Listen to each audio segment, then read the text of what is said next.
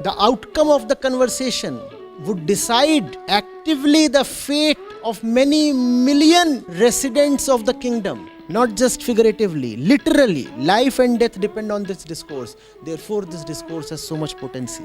Arjun is the real life student, not the ideal disciple. Therefore, Krishna's persuasion has the cutting edge mastery.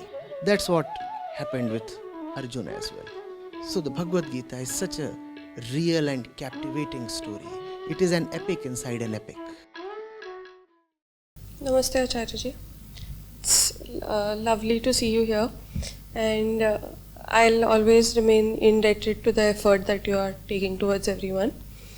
My question is, I get this feeling that I'm always short of time, that I've spent most of my life, like more than half of my life maybe, but you never know, I might conk off before that also.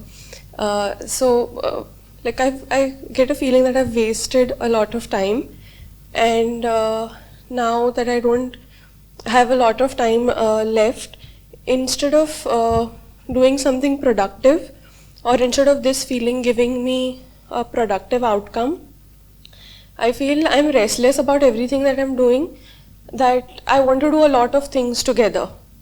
For example, I want to read many things together, or I want to watch a lot of your videos on Upanishads and everything, which is not possible. I cannot do all of it at once, and at the end I realize that I'm not doing anything productively, or I'm not concentrating on things.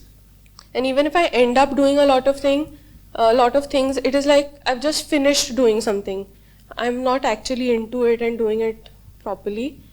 So I sometimes feel that my mind is, by doing this, my mind is coaxing me into doing nothing at all. Like I feel, don't do this, this is not important, do something else. While I'm doing that, I feel there's something even more important.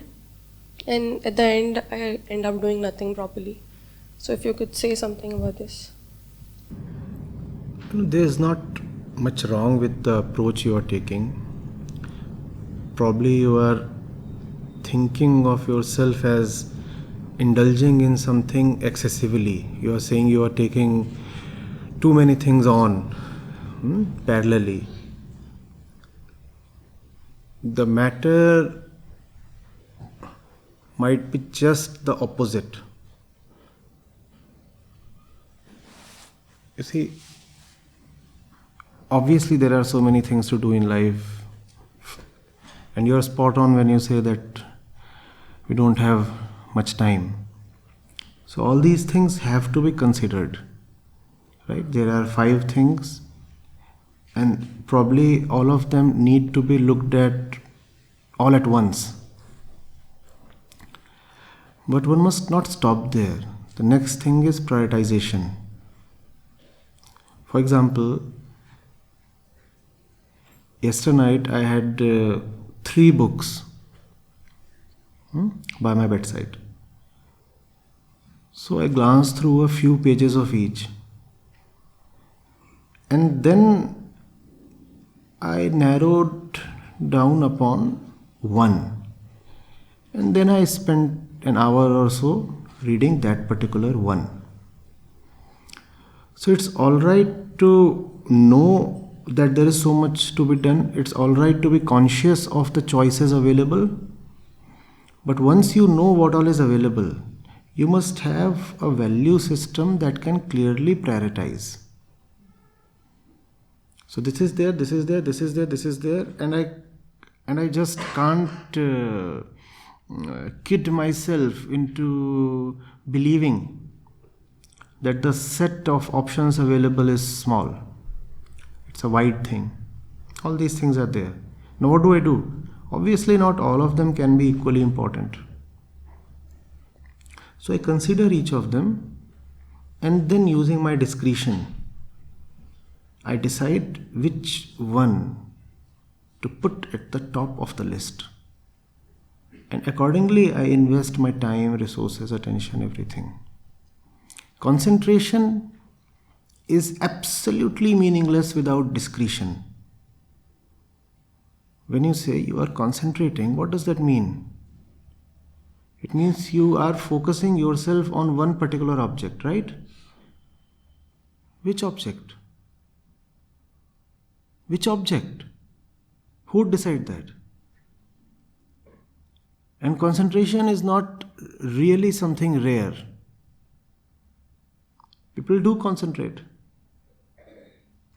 A greedy man, for example, will very swiftly concentrate on money. A lustful person will effortlessly concentrate on sex. Huh? I used to ask, if there's me on the stage and at this moment a giant cobra happens to drop from the ceiling somehow here, what would you concentrate on? Immediately all your attention would shift to the cobra. That's what fear does to you. So we all do concentrate. If you discover that the chair next to yours is vacant and a bundle of currency is kept on it, you'll find yourself concentrating. Not this side, that side.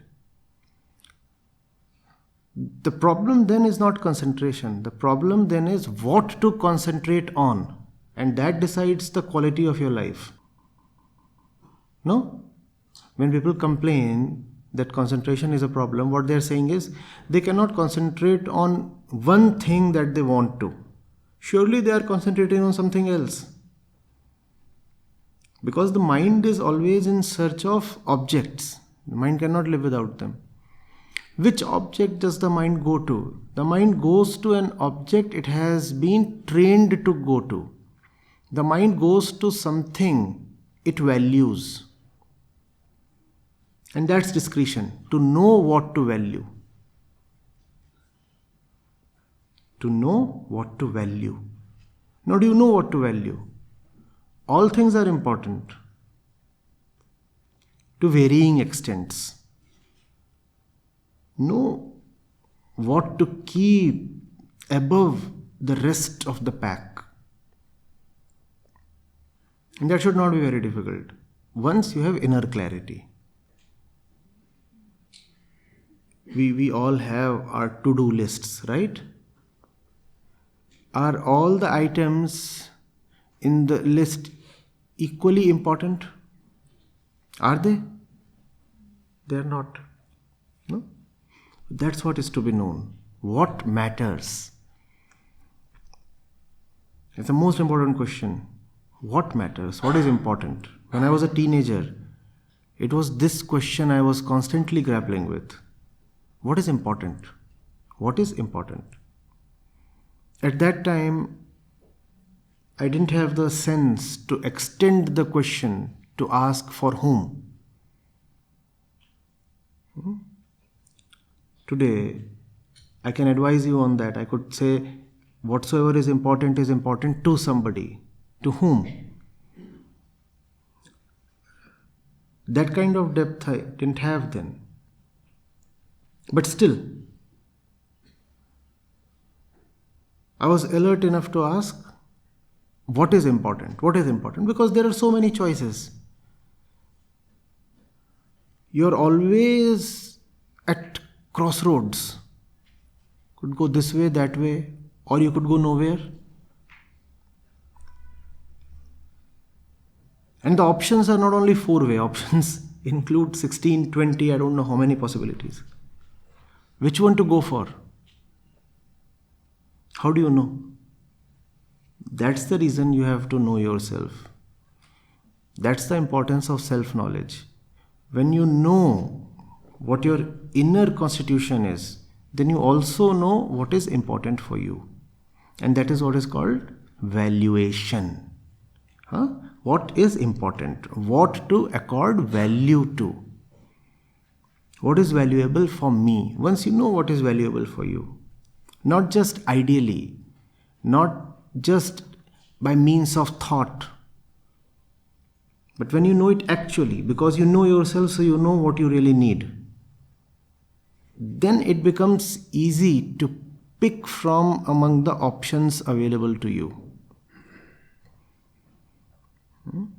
So there is something that you are doing absolutely rightly, which is that you are conscious of the choices available to you. Now you need to do something more, which is to develop a value system. This is important, this is important, this is important. That's also what spirituality does. That's also what Vedanta is constantly doing. It's telling you what to value. What to value? What does Vedanta tell you? Liberation. Now, liberation is the topmost value. Then there is compassion. Then there is realization. So many other things. Can I say something? Sure.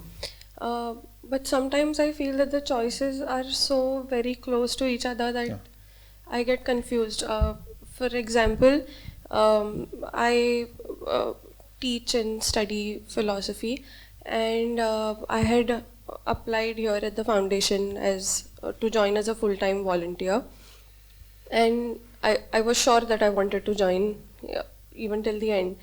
But then suddenly I had a thought that maybe I should stay where I am because it is important, because I thought it was close, not completely close in the sense of the work that was being done, but I thought it is also important to introduce philosophy or to introduce the right approach of thinking into young minds. And so I thought academically you can at least introduce people to it, because when it is introduced as full-time like spirituality, people tend to run away also from the thought of spirituality. So I also think that it is important also to get it in through some other medium. So then I thought maybe people who are not at all oriented towards it need to be introduced, and it's better if I stay there. And then in the end I said I don't want to join. So sometimes that happens, and I feel it is difficult because I don't know now whether it's a choice, fear of choice, or is it? Then probe, experiment. There is no other way. If the choices appear too close to each other, then the only way is to go into them, try them out. Thank you.